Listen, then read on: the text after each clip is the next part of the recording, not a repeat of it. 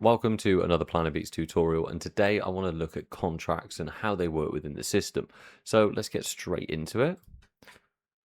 If you go down into the bottom left hand corner and go to settings and then come up and search for contract, you'll then find that under client experience.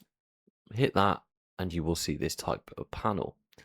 What I'm going to do is add a new template just to show you what you'll start with.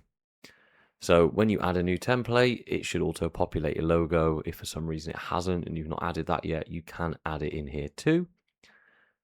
It will then pull in all your information and give you just this kind of standard baseline. This is not what you should be using for your contract, but what it does do is give you all of these smart fields, which are really important. On the left-hand side, we can go and change the template name, the contract title, and these logos that are shown. We can also write a signature and save it as the company logo, or you can upload an image, whatever you prefer. You can toggle the visibility of the header bar or the side logo. And then you've got the company signature, whether you want that on, the client signature on, so you can turn both of these off. And what it will do is remove these boxes down here. And now it's just terms and conditions. They're not signable, but they're something that the client will view. Most of you, I believe, will want both of those on. And then auto sign. This is really handy. So what it does, if you toggle this on, once the client signs, as long as you put your signature in here, it will then auto sign the contract for you as soon as they finish. So you haven't got to mess around. We all know what it's like. Write that one, sign, go and sign that. It stops you chasing that around all day. Then under here, we've got a lot of color and text options, which will change various parts of the kind of design of the contract. And yeah, that's pretty simple and easy for you to work through. But what I want to talk about is what auto populates. Okay, so you see all of these here, they're smart fields. So just so you're aware, if you highlight anything, you've got a kind of bold, italic, underline, all of that kind of stuff.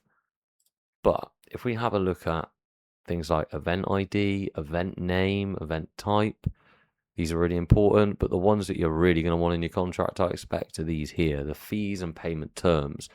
So booking fee total, deposit amount, remaining balance, final payment due date. These all auto-populate.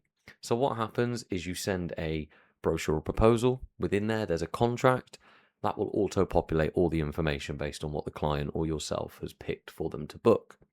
Likewise, when you add a booking, it will do the same. So this is really important to understand. These smart fields save you so much time, and you just need to think about how you lay them out. And this demo gives you a really good example. So have a play with it. Find out what works for you. The good news is you can take a full copy of this. It's got a lot of the smart fields in it. Go and pop it into your AI of choice.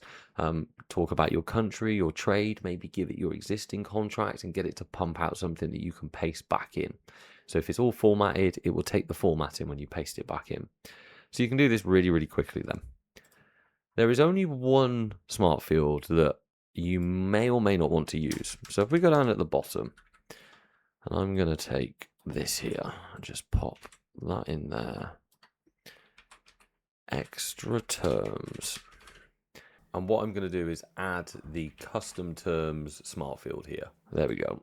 Now, what this custom terms does is it works when you add a lead or a booking. So it will just appear blank if you don't add anything. But if you do, if we go into add a lead or add a booking, either or, you'll notice custom contract terms.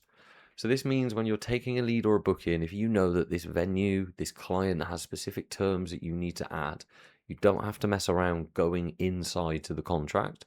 You can just type it when you add the lead or booking and it will also fill it in that area I've just shown you. So it's up to you to decide whether you want to use that or not. But yeah, that is really it for templates and contracts. They are very simple once you understand how the smart fields work and that is the bit that is really doing the work for you here and saving you time. Once you get this made, you'll start to see how this gets pulled into bookings, leads, and various other areas of the system. But for now, I'm going to leave this one there and I'll catch you in the next one. As always, if you've got any questions, support@planningbeats.com.